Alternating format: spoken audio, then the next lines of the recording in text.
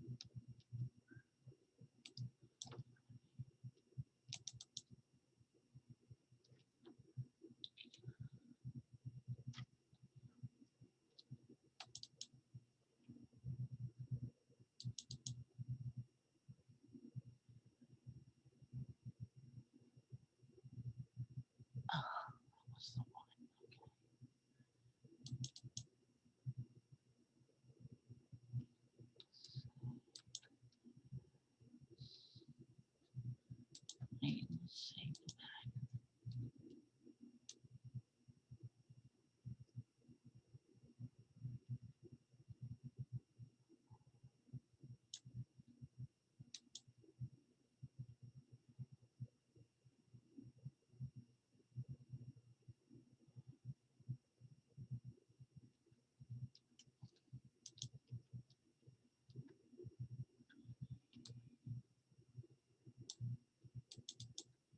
Oh wait, that's not it.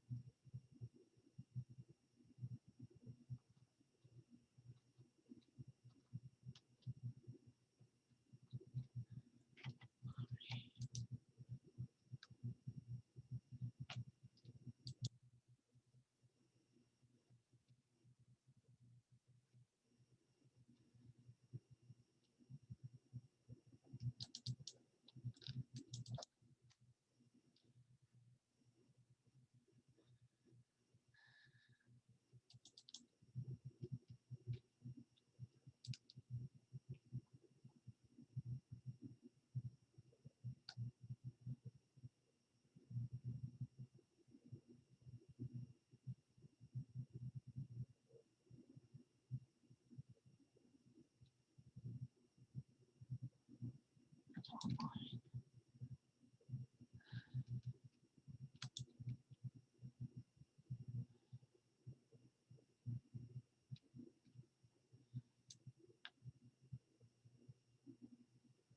Oh, I'm not behind. Oh, good. Okay, perfect.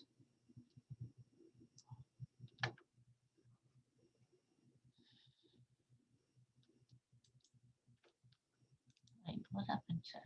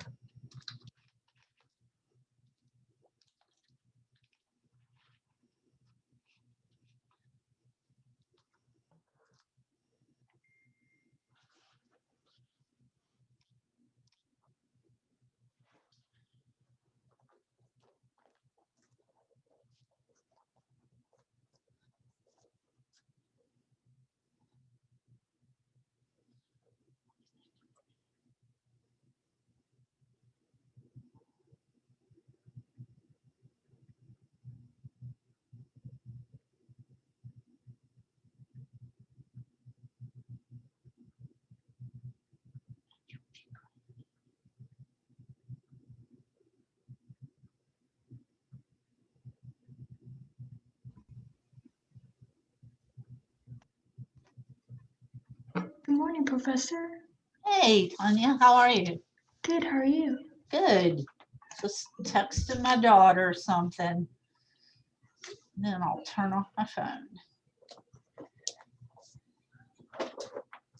Let's see, Tanya's here. We got 4 minutes. Do you think it would be weird if I went ahead and like shared the PowerPoint right now before class? I don't know why I'm asking you this, but I usually wait to open it. Why don't I open I think it? it's a good idea to like just get the started. Yeah, because saves sometimes it takes me a while to figure out how to do it, which is stupid on my part, but I might as well get it open. Okay. Zoom back.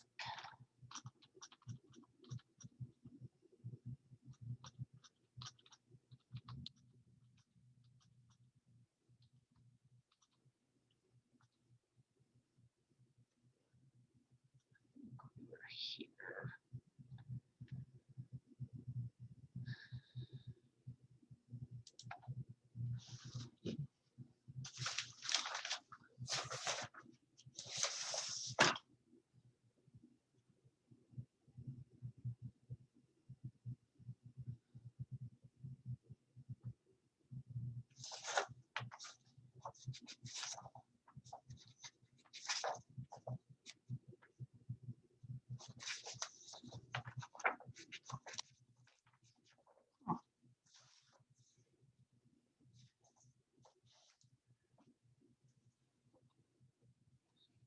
Let's go this way.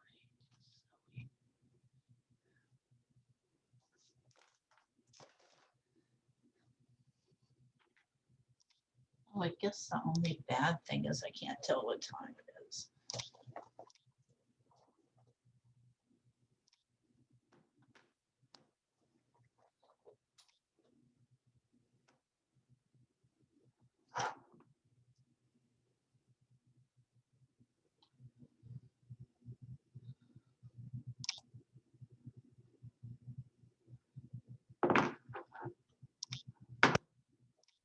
Oscar's signing in here. Hey, Oscar, how are you? Maybe you're still on mute.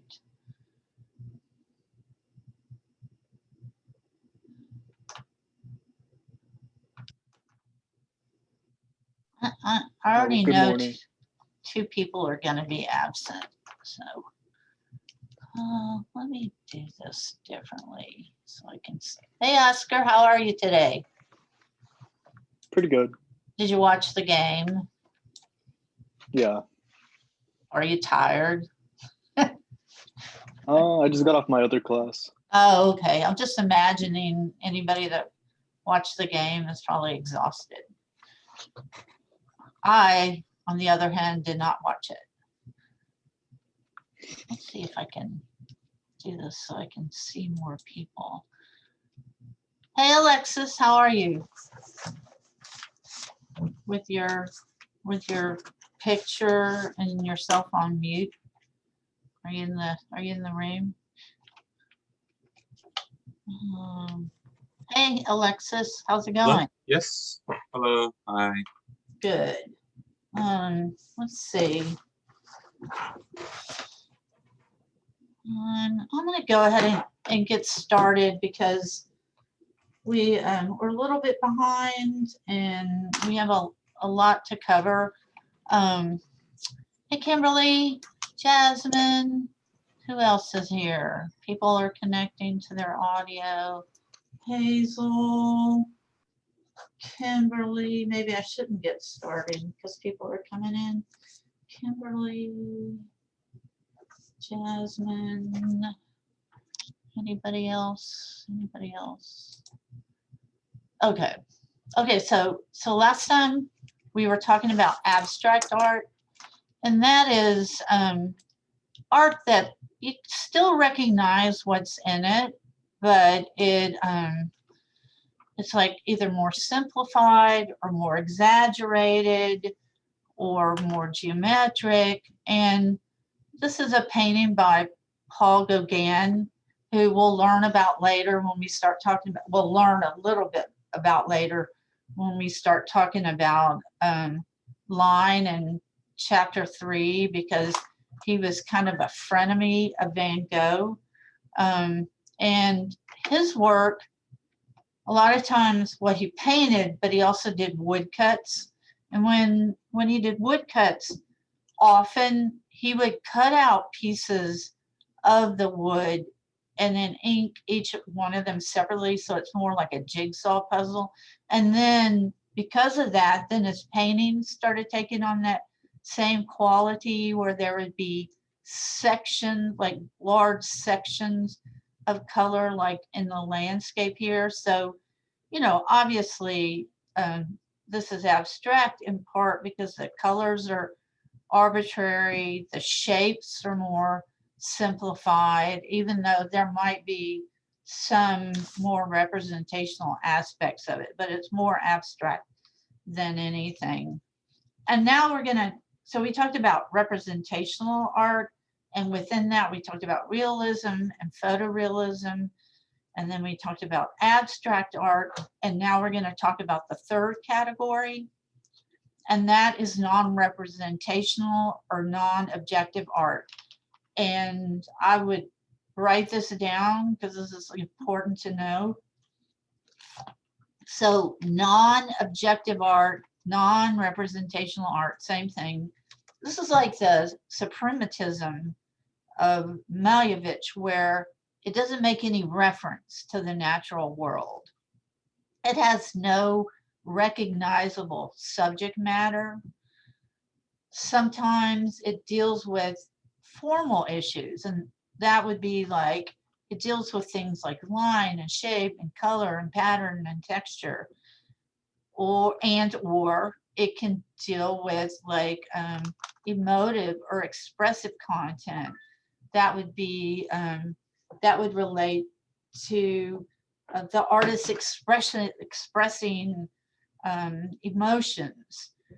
Or, and we'll find out more about this in a minute, it can relate to the inherent qualities of a particular material or medium. And what is meant by that? What that means is like the artist might wonder what oil paint would do if they mixed it with water, or like if they're carving in wood, an inherent quality of the wood is it's got grain, and so that grain is going to be, and when they either make a sculpture or when they make a print from that wood, the way the grain looks is going to be an inherent quality of that particular material or medium. So just to kind of recap, part of this is non-representational art. There are no figures, there are no objects. They're just colors and shapes and lines and textures and or patterns. And it might deal with those entirely, or it might also deal with expressive content, or it might also deal with how the material works naturally and what happens to it when you do other things to it. So we're going to talk about an artist whose work is non-representational, and her work deals, like, she's really interested in the inherent qualities of the materials she's working with. So her name was Helen Frankenthaler, and she was one of just a handful of females in this group of artists known as the abstract expressionists. And that the name of that group is going to throw you off, because right now we're talking about somebody whose work is non-representational. So this was a group of artists in New York in the late 50s, early 60s, whose some of their work was abstract and some of the artists did non-representational work. And but there's a common thread that runs through all their work, and that is an emphasis on dynamic gesture. And what I mean by that is, like, when they're painting, they're not just holding themselves really tight and painting. They're throwing their arms around. They're crawling up ladders. They're crawling. They're not crawling up. They're climbing up ladders. They're on the ground, and they're literally on top of their canvas, pushing paint around. Or it's like Jackson Pollock was one of these people, and he would throw a big canvas on the floor and then take a can of paint and a brush and walk and move around it and throw that paint. So part of what is important in their work is how their body is moving around while they're making it. And then another thing that is kind of a common thread in their work is they would have these large open fields of color, and they would either themselves do this or require this of the viewer to have like this meditative focus, thoughtful focus when looking on those large areas of color. So Helen Frankenthaler, she worked on canvas. Now, how many people have ever painted on canvas before? Anybody in here? Yeah. Yes. So usually, like, who was that answered? Katie. Katie. So Katie, usually when you get canvas, is the canvas raw, or has it been like painted over with something before you buy it? Probably painted over. Yeah. So normally what people do, either when they buy canvas themselves or they buy canvas that's pre-prepared. Canvas is fabric. Fabric's porous. So usually with canvas, a layer of something called gesso is painted over it. You probably bought canvas that are white. And that white gesso, what it does is it seals the canvas so that when you paint on it, your paint doesn't soak through the canvas. It just lays on top of that gesso. Well, the way Helen Frankenthaler would work is she would work on canvas that was raw, that was unprimed, so it was really porous. And then she would pour paint on it. She would sometimes work with a combination of areas of oil paint and areas of acrylic, or oil paint that had been thinned down a whole lot with turpentine so that it almost acts like watercolor. And then she would push and pull that paint around and let areas of color bleed into one another. And she was also like, so she was interested in what's going to happen when I do this with this material. And then she was also interested in what is it going to look like when I put this color next to this color. So even though this painting is called Bay, which makes you all automatically think of like a real thing in nature, when she painted it, it was not called Bay. Like she's just like, I'm gonna pour this blue paint and I'm put a little bit of red paint here. I'm gonna like push in this green paint. I'm gonna do this, I'm gonna do this. And then after she got through painting it, then she'd go, oh, that looks like a bay. But it was not intended to be, so it's non-representational. So we're gonna talk about a couple of other artists that worked in a non-representational, non-objective manner. And this artist here, this is Eva Hesse. Eva Hesse, so you guys have heard of like World War II and Nazi Germany. And so like during the Nazi Germany, Eva Hesse's family, they were German Jews.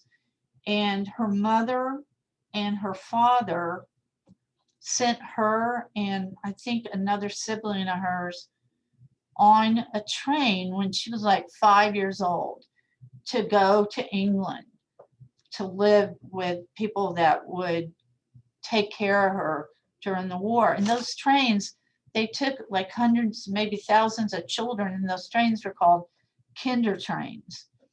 So she like went to England, and then like miraculously her family survived the war and they were reunited and they moved to New York. And then she and when after they moved there, her mom committed suicide. And probably like a lot of people that were Jewish and survivors of the Holocaust, there's like a high rate of suicide because they went through such a horrible time. So she grew up like her mom did that when she was 10. So she grew up without her mother.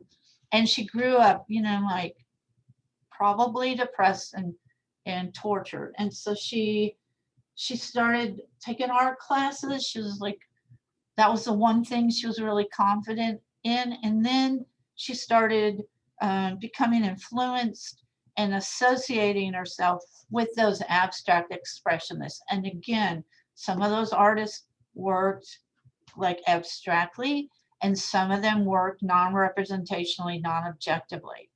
And she started doing these pieces that were like nobody had ever seen anything like them before, where she would take pieces of cardboard and fabric and hose and all these other things and make, they're almost like sculptural paintings, these three-dimensional paintings. And then sadly, like she died, like she had like a brain tumor and died by the time she was 34. And people say about her, I mean, she was so young and she was so masterful. And they, you know, like they just wonder, like, had she lived, what other like innovations would she have introduced to the art world. So this is another example of non-representational art. And this is the artist Robert Motherwell. also associated with that group of artists. And he, again, when he made this piece, he wasn't thinking like, I'm going to do some dancing figures. He's just like putting paint, like puts down the orange paint, puts down some white paint, puts some black paint on top of it. And he's kind of like splattering it when he does. And then when he gets through with it, because people always feel the need to name something, he calls it dance because it looks like two figures dancing. But it was not painted to be representational. And then Sonia Delany, her work, she's married to an artist. She was an artist. She was a designer. And she did these geometric, non-representational paintings, but also the designs on her clothing and purses, etc., were non-representational. And then we're going to talk about, and this is going to segue us into the next section, we're going to talk about another type of art that's non-representational. So a lot of times people think, oh, well, this is like a non-representational art. People didn't start making it till maybe 1900. But this is a case where that is so not true, even remotely. So these are from Rajasthan, and this is a tradition, these Tantric Hindu paintings. This is a tradition that goes all the way back to the 5th or 6th century, and it's still in practice. And these are, like when we talked about that Sessa Toyo, I think I'm remembering his name correctly, that did that abstract painting of a tree on a mound of dirt and mountains behind it. That's a sacred painting because it was done for spiritual reasons. Well, these are too. These are meant to be meditated upon, like you meditate upon these shapes and they sort of draw you into that void, and you meditate on them to get these heightened states of consciousness so you can communicate with the gods. Also, when we looked at those religious Russian icons, those are Catholic icons, they would have little shapes on them sometimes, and those were also meant for the same thing, where you meditate them and it kind of leads you into them to the other realm. And the shapes in these represent gods, or they're portals to the sacred realm, or they represent other things that you and we don't understand because we don't know how to read them. I just wanted to say like one more thing about these. These like are never sold. They're not meant to be sold. The people that make them, when they make them, they'll make them on old pieces of paper. So they'll rinse and clean that piece of paper. And this is heavy. This is not like typing paper. This is like heavy duty paper. And they rinse and wash out everything that's on it. You can see little remnants of writing from whatever was on here before. And then they give those to other people to meditate on. And it's a tradition. Painting is a tradition that's handed down from generation to generation to generation.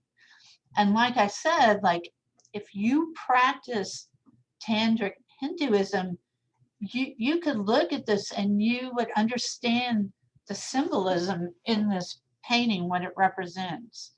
So that leads us to the next subject, and that is iconography. So like iconography deals with the interpretation of the symbolism of visual images.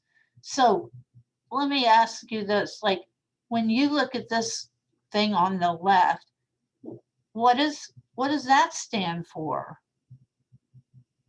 Anybody recognize that? What's that? Where would you see that?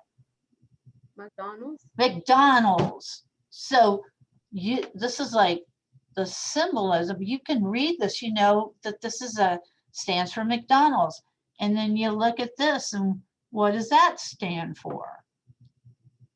The Houston Rockets. Yes, the Houston Rockets. So like if you, like let's say you were in Rajasthan in the 6th century, and you looked at both of these and you'd be going like, I have no idea. What the hell? But we can read this iconography. We understand the symbolism. So we're gonna talk about this as a group. We're gonna discuss this painting. So back in the day when I was a little girl, no, I'm kidding. Back a long time ago, the only people who could read for the most part were like in the clergy, and usually high up in the clergy, not just some little, minister. Like, or really rich people could read. Only people, like, only a limited number of people could read. And that was probably in part because books were really expensive, but it's also purposeful because, when you learn how to read and you become educated, that gives you power. So most people could not read words, but they could read imagery. Like they were like visually very literate. So we're going to look at this painting here, and we're going to dissect the iconography in it. And so I might call on people, or if you know the answer, you can spit it out. But so the first thing is, here's a man and woman. They're holding hands. The man has his hand raised. What does that mean? Like, he has his hand raised. So what do you think he's doing? Anybody?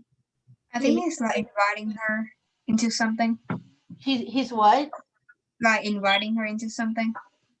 That possibly. Does anybody else have another interpretation? He's making a promise to her. He's making a promise to her. And when do you make, like, so it's a man and a woman, could be woman and woman, man and man, but in this case it's man and woman. Are they getting married? What's that? They're getting married? They're getting married. They're getting married. So he's like, this is a sacred oath. They're getting married. And now let's think about, what do you think their socioeconomic status is? Like, are they poor? Are they rich? Are they middle class? What do you think? They're wealthy. They're wealthy. And how can we tell this? By their home and their garments. Yes, because, so first of all, this man has on ermine. That's like he's wearing a fur coat and a fur hat. And then she's wearing, this is wool, and it's trimmed in fur. It's got like these I forget what these are called, but there's like pleated. It's real extravagant. And back then, some of the most wealthy people were wool merchants, and they manufactured, well, people wove it by hand, wool, and they could sell it. And, like only the wealthy could afford something that was extravagant as this. So now let's look at her and tell me, what sort of condition do you imagine she's in? Like, look at her figure. She looks Yeah, I think she's pregnant. Wait, somebody, She looks a guy pregnant. just said something. What'd you say? looks like she's pregnant. It looks like she's pregnant, but dun, dun, dun, dun, she's not. So I'll tell you what this, so back then there was this noble woman, and I can't remember for sure if she was a princess or a queen, but she was up there, and she was pregnant, and she wore these amazing dresses and gowns, and everybody was like, woo, I want to look like her. But also, looking pregnant at your wedding meant sort of the promise that you were fertile and that you could have children. So it's really like a fashion choice. So the other thing is like, look at how high her forehead is.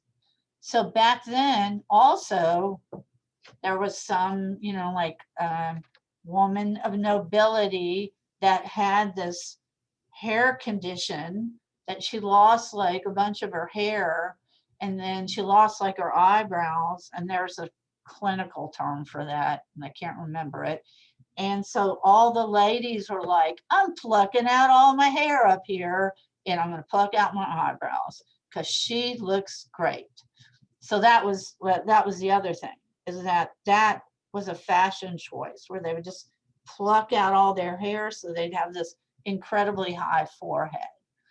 So let's go to this little doggy here. And what is that? So what is that dog? Let me call on one person at a time because it'll be easier. What do you think that dog symbolizes, Hazel? Maybe he's like part of their family. Yeah, but like, so he's part of the family. That's what he is literally. But what does a dog symbolize? Like, think about, do you have a dog?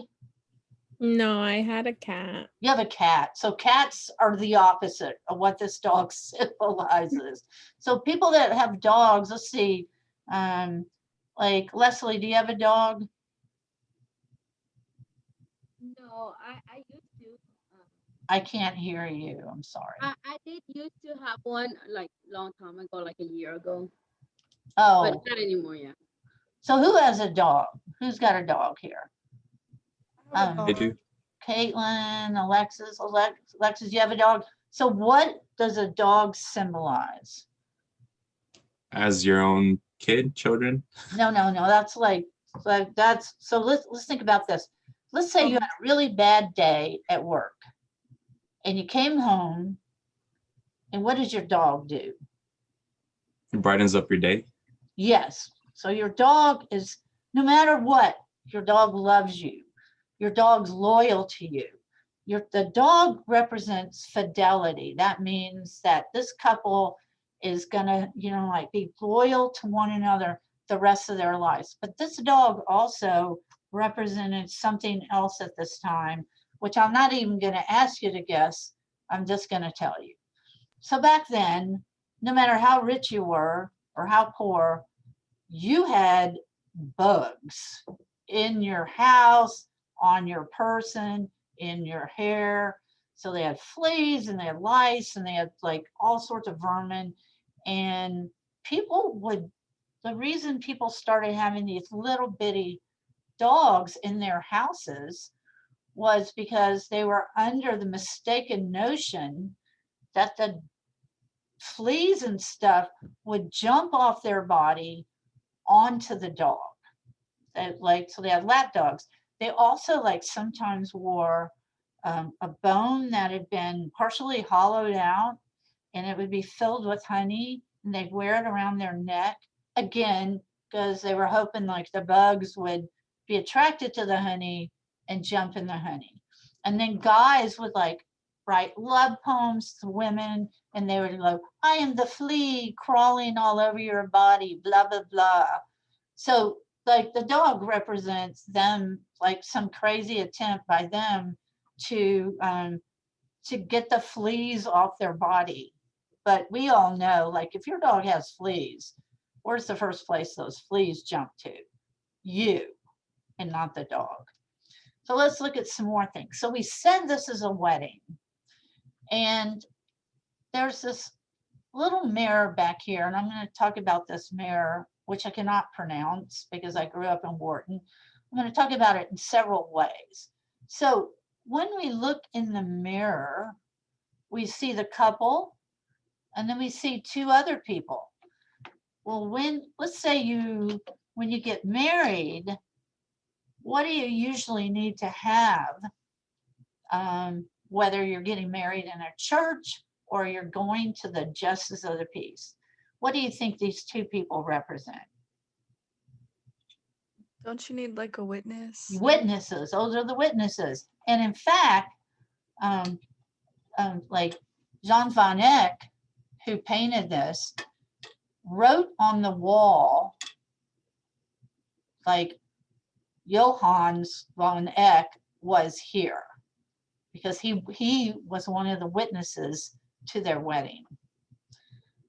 So then this mirror represents something else. Like, so if you wanted somebody to know what a great artist you were, you would do, like, sometimes artists would have calling cards, which they'd have to hand paint each one, that had a mirror on them, because back then mirrors weren't flat.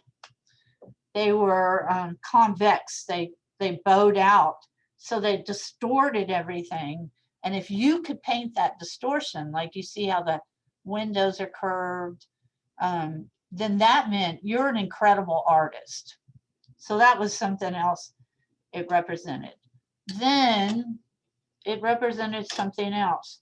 So it has something to do with God. Does anybody, let me call on somebody who I haven't called on. Alexis Aldaba. So this is a mirror and it's reflective, but it has something to do with God. What do you think it has to do with?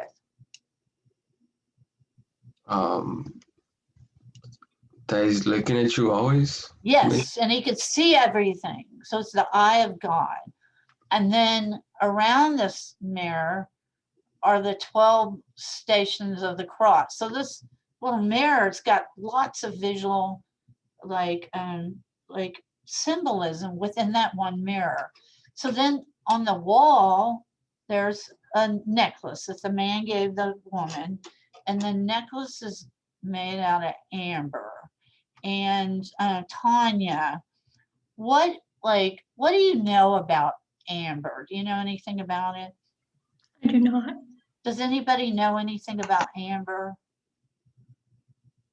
So, so amber is made out of, if I'm correct, like it's made out of fossilized sap. And a lot of times within these fossils, there'll be bugs and other things. So it's fossilized. It's really, really, really old. It could be hundreds of thousands of, like millions and quadrillion, I don't know how old. It could be really old. And so because it is lasted through all this time, and the man has given his wife a necklace out of amber, what do you think that amber symbolizes? That they're gonna be together forever. Forever. Good luck. No, they're going to be together forever. That's what it symbolizes. I'll just tell you this, like the candles, those symbolize the light of God. I'm going to talk about this whisk broom in a minute because I want to go to another image. Let me go back to this image. So now we're going to talk about this man and this woman. And we see the man is by the window. The woman is by the bed. So where does their position, what does their position in the room symbolize? So let me ask Kimberly, what does it mean with her being on this side of the room?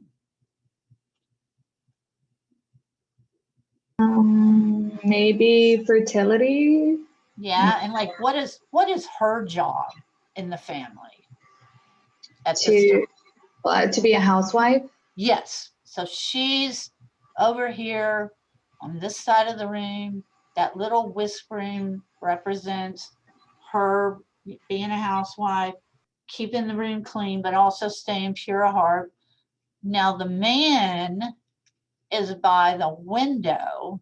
So Alexis Ceballos, what does that represent in terms of what his role in the world is? Going out into the world and work? Yes, going out into the world and work. He's like if I remember correctly, so this is a marriage of the Arnolfini, and he is, I believe, a banker. So they're really wealthy. But they still have fleas. So then we look at these other, like a couple of other things. This right here is Saint Margarita, the saint of drinking it up at the Super Bowl. No, she is a saint of childbirth and fertility. And then like this couple, they both removed their shoes. So when do you, like, in what kind of place do you remove your shoes? Maybe we don't do this anymore, but people used to remove their shoes when they went into a certain place. When they went into a home? Well, they actually went into a sacred place. And actually some religions still do this. So their home and their marriage, it's a sacred thing. So they're removing their shoes. Look, it's like they're so rich, but look, his shoes are made out of wood. And then there's an apple and maybe some peaches, some oranges. But let's think about, in terms of the Bible, what did the apple represent? Do you remember Adam and Eve? Knowledge. Knowledge, like it's knowledge. And because it's by the window, that's that man's world. And that's where, like the original sin, knowledge is. So, and there's like a million other like pieces of symbolism in this painting, but I'd be here for the rest of my life describing them. So now we're gonna try to finish up this chapter today. I'm really hoping, because then we'll be on schedule. And we're gonna talk about abstraction and how for a long time in the art world, in the Western art world, people sort of saw Picasso as a discoverer of abstraction. But that's so not even remotely true. So abstraction, like there's all over the world for millennium, there has been abstract art. And I have examples from the Dan people in Africa. This is, I can't remember if this is like Mayan or Toltec. This is ancient Greek. This is Japanese. This is like Etruscan. This is like from the like Northwest Native American people. Like, so people have been practicing abstract art for a long time. And in part, it's because of the materials they're working with. In part, it could be because like they don't want to represent a real person because that could bring harm to that person. And in part, it could be because they haven't mastered the skills yet. It could be all sorts of reasons. So the Western idea of representational art comes from the Greeks. But like for the longest time, people of the Greek islands, their sculptures were really, really abstracted. So when we talked about abstract art, like in abstract art, it may look like a person, but it doesn't look like a specific person. So here we are, like 2600 BC, 1300 BC, 740 BC. These are all from the Greek islands. They're all very, very abstract. But then the Greeks started looking at the work of the Egyptians, and they learned the art of like more advanced sculpture from them. So this is an Egyptian sculpture. Now the Egyptians, like they made these sculptures a lot of times because they represented a person who died, and that person who died, one of their three souls needed a place to reside. And so they would, if you were like nobility or like upper class, this is called a Ka sculpture. your Ka sculpture would be made out of a really, really, really, like one of the hardest stones in the world called gray whack. So gray whack, it's hard to carve. So in these Egyptian sculptures, they would not open the space between the legs.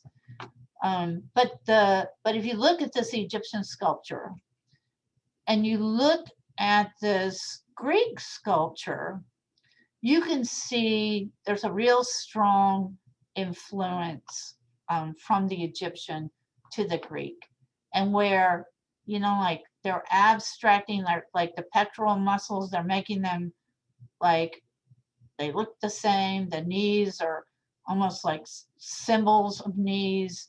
The fists are clenched. The stance is the same. They're looking forward.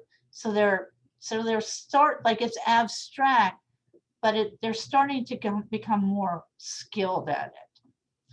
And then the part of the Greek philosophy religion had to do with perfection, mathematics and perfection and proportion. And so the Greeks, in a really short period of time, this statue is either Cleobis or Biton. This was made in 580 BC.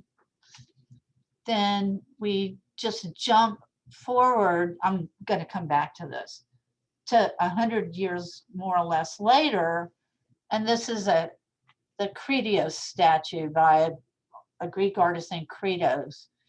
And the arms and legs have gotten knocked off. Like there's various reasons why these sculptures come to us without arms or legs or heads. And it could be because there was an earthquake, they used them as fortifications in a battle, they were, somebody else came in power and there was new gods in favor, so they would like knock them over, break them, or disfigure them. But they're getting, these Greek sculptures are getting more and more realistic looking. They're trying to perfectly proportion them. I'm going to come back to this uncanny valley effect. With these Greek sculptures, they painted them. They would put eyes in them made out of like alabaster and different stones or shells. And they tried to make them look super realistic. And they tried to make them perfectly proportioned because they believe that the gods, when they took human form, they were perfectly proportioned. They're always shown as nude. Not always, but these are shown, gods are always shown as nude. Athletes walked around nude. Soldiers for a while walked around nude until they realized it's a terrible idea. So these become more and more realistic. And there's a certain point in making things realistic where when they become too real looking, they creep out people. So, you know, when you see these robots, like they're so real looking, they're super creepy. And this is called, this reaction that it causes in us to be like freaked out is called the uncanny valley effect. And so the Greek sculptures are becoming more and more realistic, and either because they were too realistic or they're trying to become more perfect, more hyper realistic. For whatever reason, they become more and more and more of these Greek sculptures in just a short, like this is 320 BC, that other one was 480 BC. They become like exaggerated in terms of movement and the aesthetics, like their dramatic qualities, their muscles that are like, the only people that get muscles like that are on steroids, and they start to look like sometimes what movie stars look like. Because movie stars, when we see them, they look like hyper beautiful, more beautiful than anyone could. And so they kind of go like almost jump the shark in how realistic these Greek sculptures become over an incredibly short period of time. And so Western art became really influenced by the realism of these Greek sculptures, and also like Roman painting, which we'll see some later on in the semester. So it became a tradition in Northern and Southern Europe to do these really realistic paintings. So Picasso, his early work, he was 15 years old when he painted these. 15, I'm just going to say it 100 times, 15 years old. And these are like very representational, very realistic. He's so like, he's a child prodigy. And over time, his work becomes a little more expressive, but it's still essentially representational. Although like we look at the background here, and the background, it's almost like these are flat shapes rather than the room this woman's in, but they're still essentially representational. And then something happens. So Picasso's frenemy, because he was highly competitive, was an artist named Henri Matisse. They were friends and they were constantly competing with one another. So Matisse starts to collect these little African sculptures and he shows them to Picasso, and Picasso becomes enamored with them and he starts collecting them. And then he's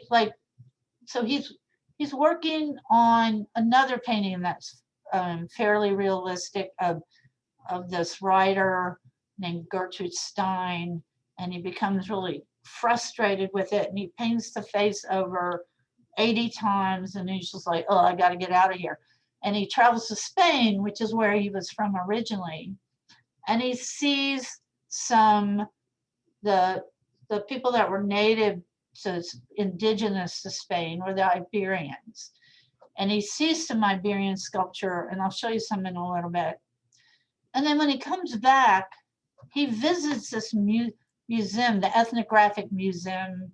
I'm going to say it in English, the Ethnographic Museum of Trocadero in Paris. Now, this museum is not like a museum that you and I would go to now, in that it was poorly kept. The wood was rotting in it. It smelled horrible. You could go up and pick up a sculpture if you wanted to. Like they were just like kind of like displayed all chock-a-block. And there were sculptures and artworks in there from like all over the non-Western world. So there's Oceanic art, African art, Asian art, Native American art. There's all this kind of art. Has anybody ever heard of Josephine Baker? They also called her Bricktop. Oh my God, you got to look up. She was like amazing. She was American, but because of how Blacks were treated in America, she moved to Paris. She was like a singer, a dancer. She was in movies, and she's just like, you'll just fall in love with her. She's great. But look, this is how like slack the museum is. I don't even think they have guards. She's up in the display case with this costume. So Picasso goes to this museum and he almost left because it stunk so bad. He's walking around, he's holding his nose. And then he's seeing these masks from all over the world. This is a Etruscan. This is like Northwestern Native America, and this is from the Dan people on the west coast of Africa. And he sees these masks, but what impresses him the most are the African masks. And now I'm just going to say, like, he's a white guy in Western Europe, and they knew very little about African tribes. So you just have to take what he says for the context that it was and the time it was said. And so he said all these objects that people had created with a sacred magical purpose. Well, they are for sacred purposes, to serve as intermediaries between them and the unknown hostile forces that surround them, attempting to overcome their fears by giving them color and form. And these are all not necessarily made because they're trying to overcome their fears, but we're just going to ignore that part. And then, so he sees these and he goes, and then I understood what painting really meant. It's not an aesthetic process, it's a form of magic. So he felt like painting and art took on these magical qualities instead of them just trying to make beautiful things.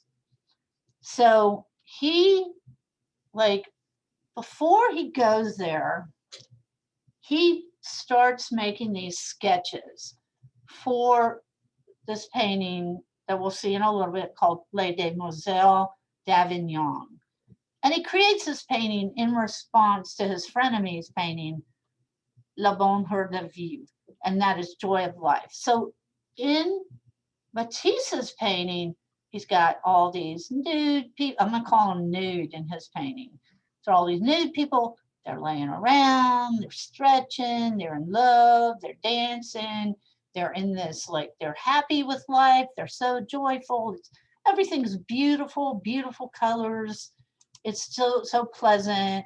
And then you go to Picasso's and he starts drawing a bunch of prostitutes in a brothel.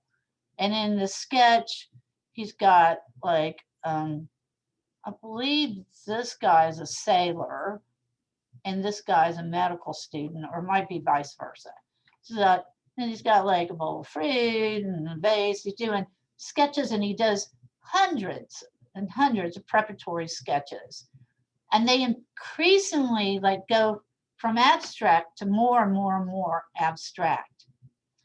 And it takes him like a whole year to finish this. And here's the painting. It's really large. He eliminates the sailor and the medical student. And you can see in here, he starts to have these influences of, like, all these other cultures whose work he saw, and also he's influenced by Matisse. And we're going to talk about this painting in that it was revolutionary for where he was at the time he was. So he's excited about it, and he takes his friends and some art critics to see it. And one of his friends says, "Your painting makes one feel as if you're trying to make us eat cotton waste and wash it down with kerosene." Somebody else says, "It's the death of painting." Another person, like, makes a kind of bad joke and says, "Oh, the next time we come here, we're gonna find Picasso's hung himself behind it because it's so terrible." So Picasso, like, rolls it up and doesn't show it for over a decade because he's just, like, humiliated by everyone's response to it. But we're going to talk about a couple of things in this. So first, about his influences.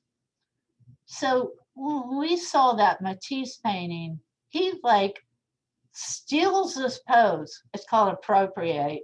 He appropriates this pose from Matisse and he puts it into this woman's stance. Then we look at this woman's stance, and what does this remind us of that we saw earlier? It mimics, it appropriates the stance of an Egyptian sculpture.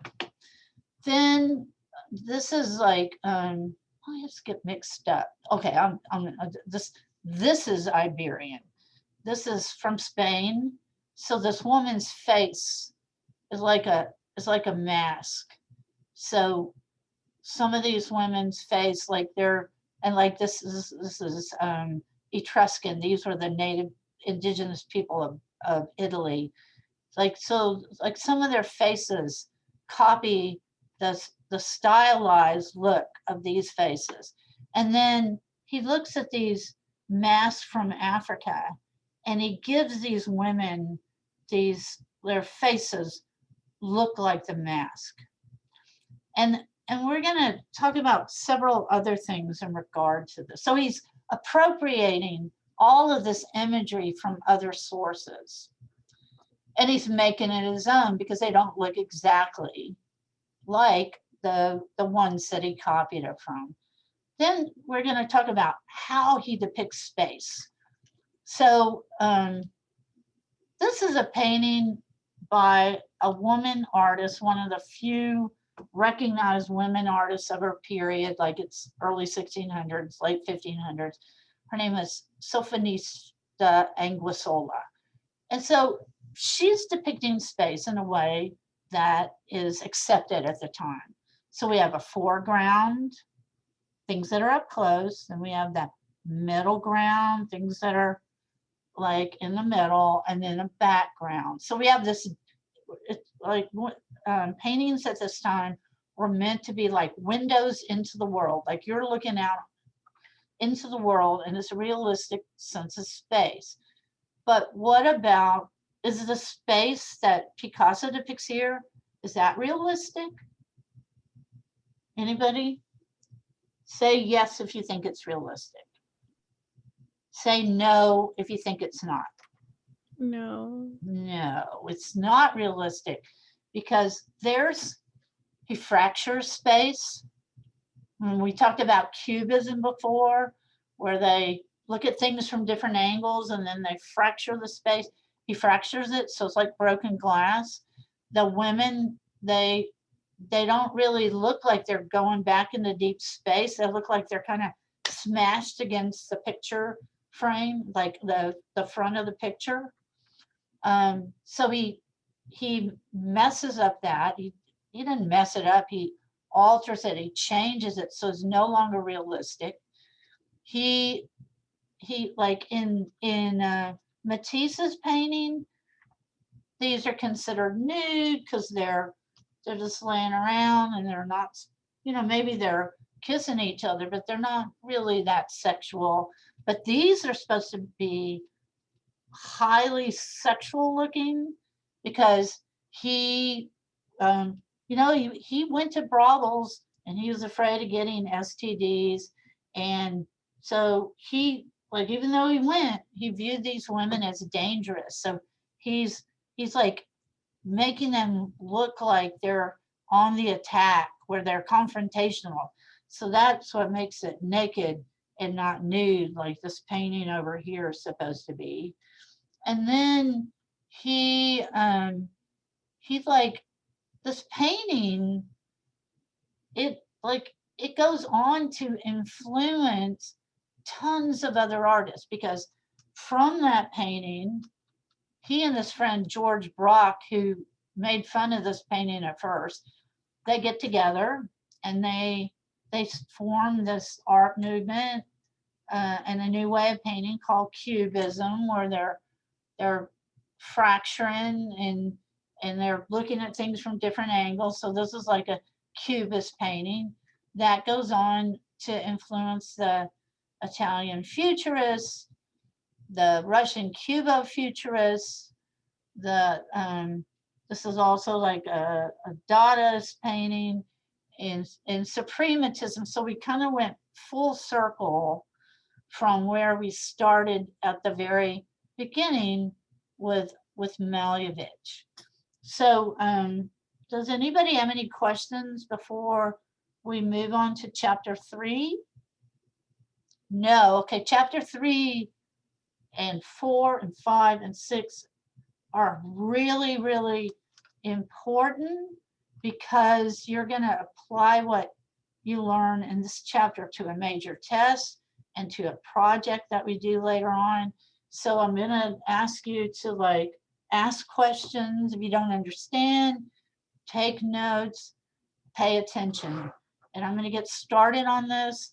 And then before class is over, I'm going to talk about what was due today and what, if anything, is due on Wednesday. Okay, let me stop the share, and then let's see, and then I gotta open up another PowerPoint. Yes, this is it. No, it is not. Okay, hold on. Give me a second here.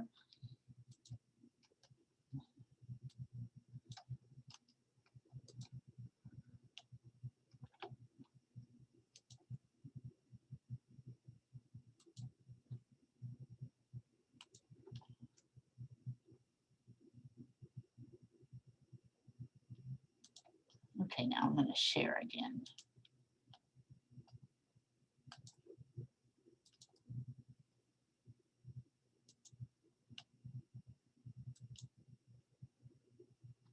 Oh, heck. Oh, shoot.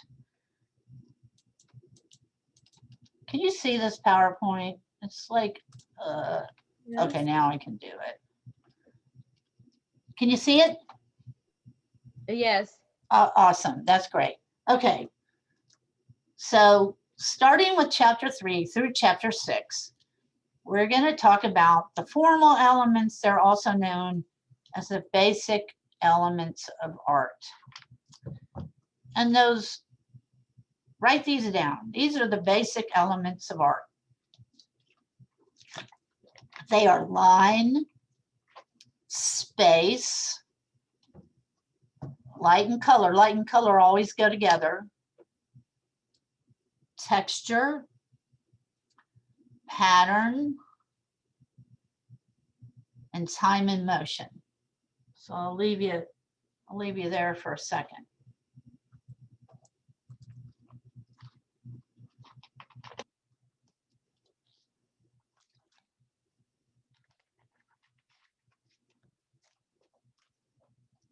Line, space, light and color, texture,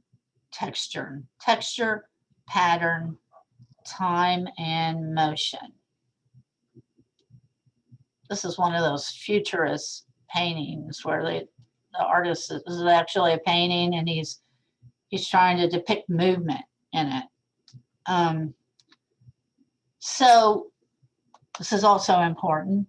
When an artist composes a work of art, they're like a musician where they're arranging these formal elements, and that would be line, space, pattern, all of that other stuff. And the plan and the placement or the arrangement of these formal elements in a work of art is called a composition. So I'm going to just briefly talk about this painting in terms of those basic formal elements. So this is a painting by Martin Ramirez. Martin Ramirez was deaf and mute and was like found wandering around and was placed in what were then called an insane asylum in California. And he had access to paper and things to draw with where he was. And he drew all the time. And his drawings, like even though he was deaf, he could still feel vibrations of things. So a lot of times, I always like even the way he draws the lines on his pieces, I always think of them as sound vibrations when I see his work. So first we're going to talk about line in relationship to his work. And you don't have to write any of this down right now because I'm going to go over all of this. I'm going to break it down more slowly. So there's all kinds of lines that artists can use. They can use outlines that just outline the shape of a thing.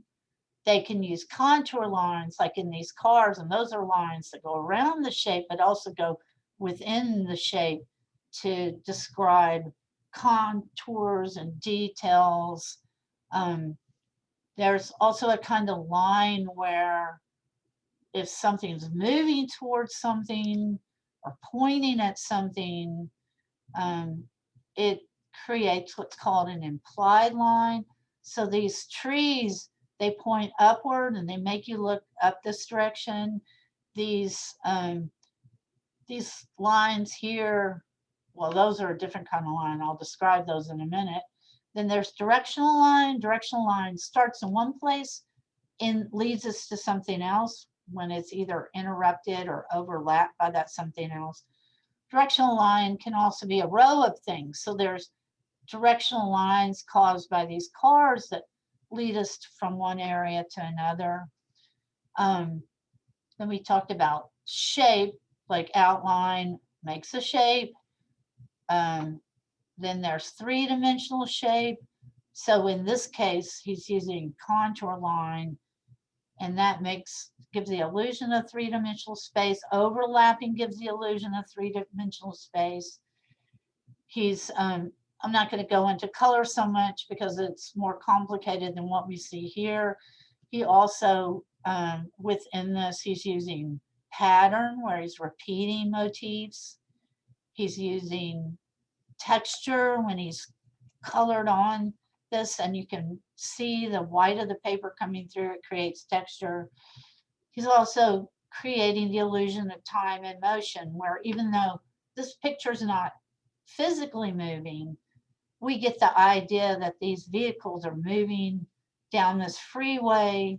And so he's composing all those things into this image, but he's also making sure that our eye stays within the image, because the way he's drawn everything, this road leads us over here.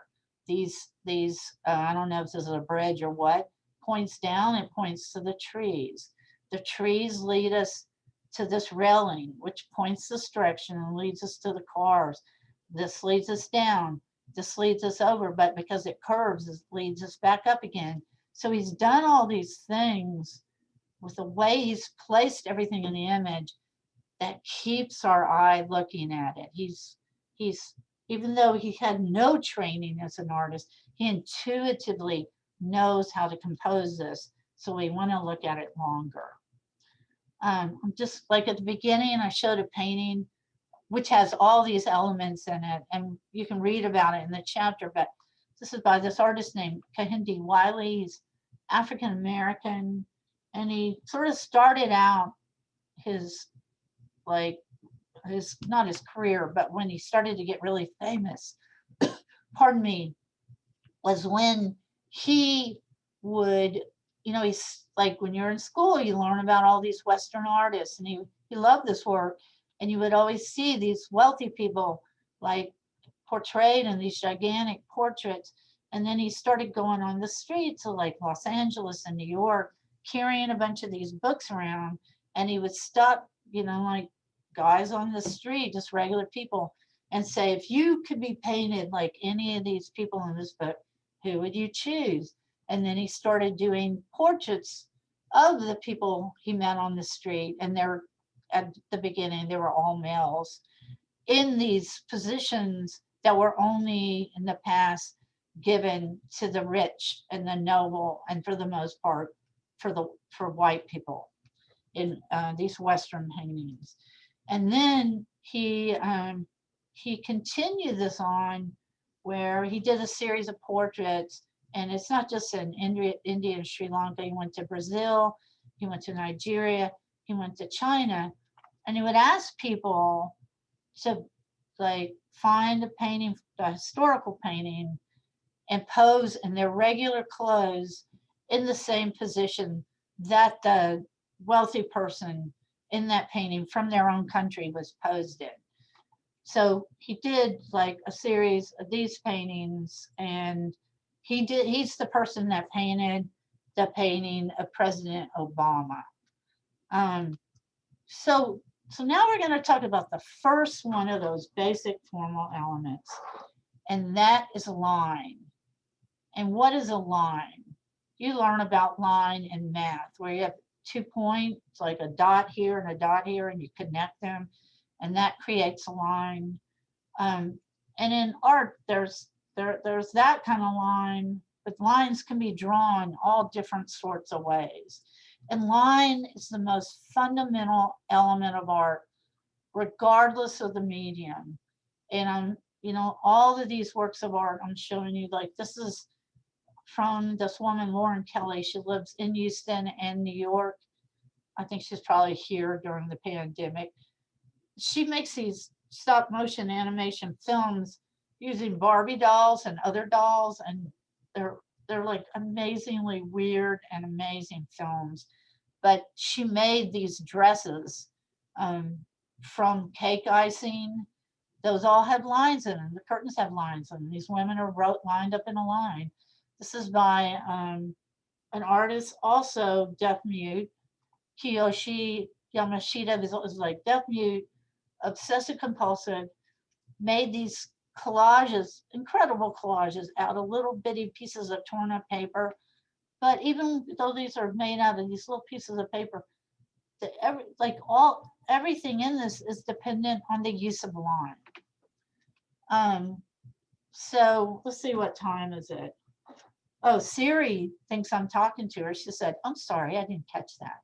I'm going to go ahead and stop here, and then I'm going to go to our Blackboard page and talk to you about what is due today and what might be due on Wednesday. I'm trying to remember. Yes, we do have homework on Wednesday. So today, let's go to the share screen again. There are two things that are due today. And that is, let's go over here. Tell me if when I open this, if you can see it. I'm always, sometimes you can, sometimes you can't. Can you see this? Yes. Yes. Okay. So today, is this due today? Yes. Today, the assessment for Chapter 2, Part 1 was due. You still have a little time. You got to get it in by the end of the day. And that Tolstoy discussion board post is due.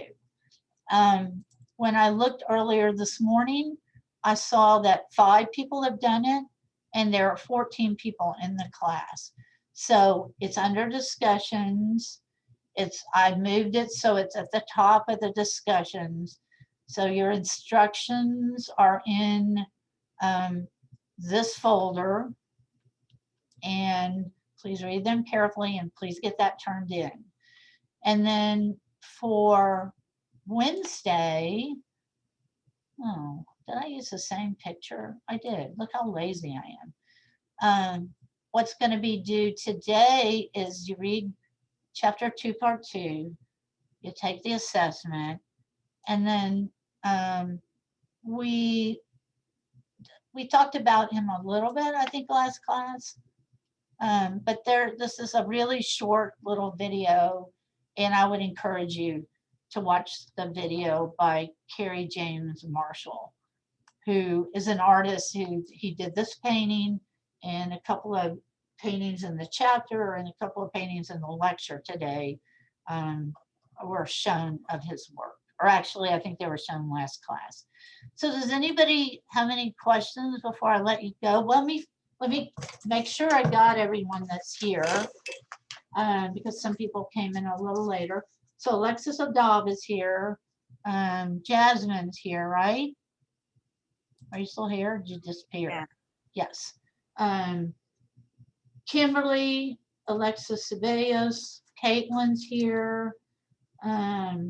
Jesse, no Jesse. I wonder where he's been. Emmanuel's told me he's going to be out. Oscar's here. Hazel's here. Leslie's here. Tanya and Dan Kahn, and then Alejandro told me he had to be out today. So I will see y'all on Wednesday, and if you have any questions or any difficulty, just feel free to get in touch with me. And y'all have a great day. You Okay? too. You Thank too. you. Thank you. Bye. Bye-bye. Bye.